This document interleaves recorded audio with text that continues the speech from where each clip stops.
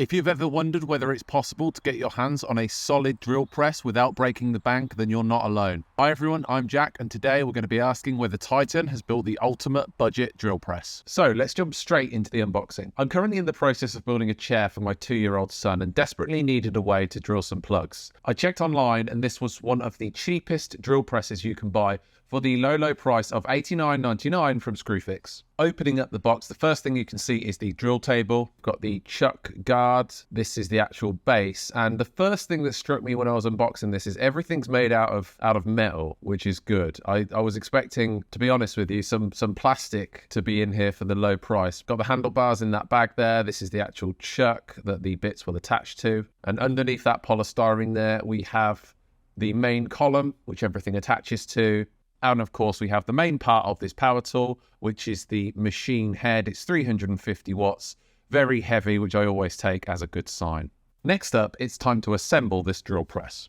You want to start off by just going ahead and grabbing the column and the base, and this is going to attach with the 3 bolts that are included, and you've got little washers there as well, so just make sure that you put the washers underneath them before you use a spanner to tighten these up. One thing I did notice when I was putting this together is the paint chips off this base incredibly easily. Now that didn't bother me too much, but I did just want to point it out. You know, obviously not the best quality paint on these. Next up, you want to grab the drill table and just loosen the connection there. Slide that over the main column and then tighten that up using the clamp that's attached. Then go ahead and grab the machine head, making sure that you've actually loosened the 2 bolts on the right-hand side. Once you've done that, it will just go ahead and drop right on like I'm showing you now. Grab the Allen key that comes included in the box and just tighten everything up. This is obviously something that you don't want to be loose, so just make sure that you're tightening these up nicely here. Next up, you want to grab the 3 feed handles and just spin them in clockwise into the spindle feed head as I'm showing you here. Now the chuck guard does come pre-assembled in the box. You just want to go ahead and loosen the connection on the right-hand side, push it right up into the chuck base and tighten that bolt up once you're done. I did notice that the actual bolts on the bottom 2 pieces of perspex here were loose, so I just wanted to tighten them up to stop that flopping around.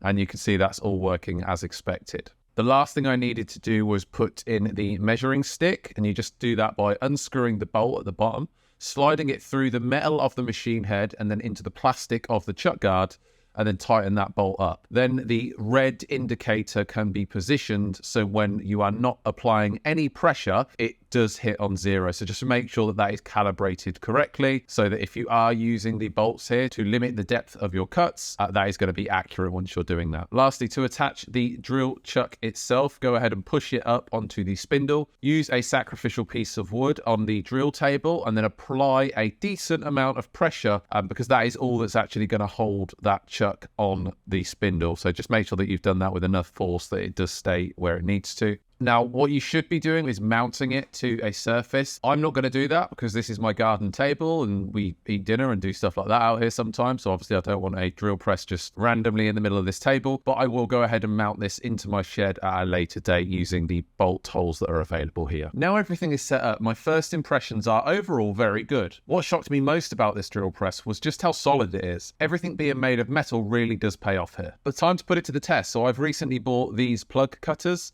I'm showing you here, and like I say, I needed to cut some plugs to cover some screws that I was putting. You can see the chair that I'm currently making in the background there. So let's see how it does. So I'm just locking in this plug cutter by turning the chuck and tightening that up, and then using this, I don't know what this is called, this bit to just make sure that's really tight and in place there. I've got myself a nice piece of mahogany and I'm just going to raise the height of that drill table just to bring it a little bit closer. Switched on the drill and I'm starting to cut through. Now I'm making a couple of mistakes here. Firstly, this should absolutely be clamped down. I shouldn't be holding it with my hand. And secondly, I do have the chuck guard down, which is preventing the drill actually going in. Now it felt like the drill, in my opinion, wasn't going fast enough, which is what was causing a lot of the smoke and the burn that we were seeing there. So I read the instructions. What it told me to do was to unscrew this little knob here, fold back the top of the machine head and adjust the spindle settings, which I thought was a bit weird, but apparently this is normal for a drill press. So I just go ahead and undo this knob, which takes the slack out of the tension band, pull it towards you. And in order to increase the speed, I actually needed to raise the height of the tension belt on both of these spindles. So I'm just going to move up both the left and the right by 1, which heightened the speed by 1 setting. Once I'd done that, just go ahead and make sure I